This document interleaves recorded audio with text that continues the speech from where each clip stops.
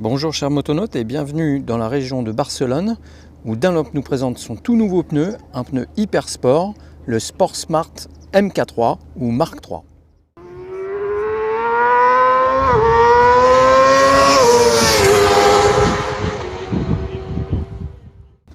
Cette nouveauté 2019 est le remplaçant du Sport Smart 2 Max, une évolution du Sport Smart 2.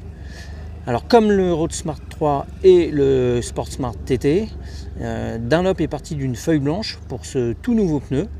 Un pneu destiné à des motos sportives ou des roadsters également énervés, on va dire, mais surtout en fait à des pilotes qui ont un niveau élevé et qui n'hésitent pas à mettre du gaz, du gros gaz même sur route. Il est conseillé de prendre d'autres montes pour faire du circuit de manière vraiment poussée, mais on ne s'interdit pas, Dunlop n'interdit pas des petites visites pour quelques sessions pas trop longues avec ce pneu qui est très sportif mais à 90% orienté route. Donc. Nous sommes ici en pneus qui ont entre 2500 et 3000 km.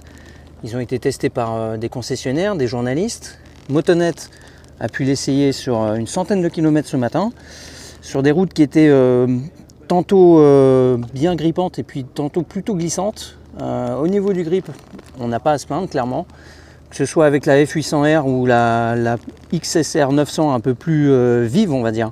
Il n'y a pas eu d'amorce de glisse à l'accélération. C'est vrai qu'on se contentait aussi de rouler à un rythme raisonnable.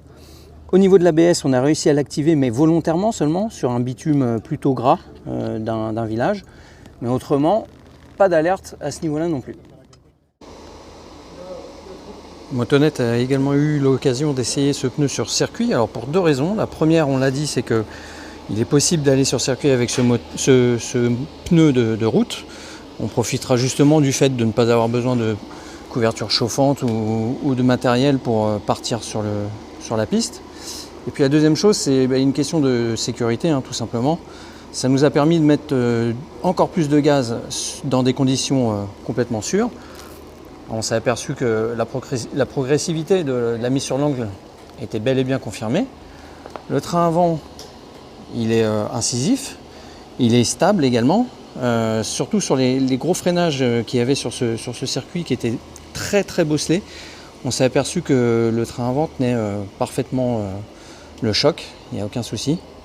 Et puis au niveau du train arrière, il résiste bien aux montées au régime de la ZX6R 636, la petite nouvelle de Kawasaki. Voilà, on ne l'a pas ménagé. Il montrait quelques signes de fatigue au bout des 3 sessions d'un quart d'heure, mais c'est absolument logique pour un pneu qui sera très rarement utilisé dans ce contexte. Voilà, on vous donne rendez-vous sur Motonet pour lire l'essai complet. A plus et bonne route!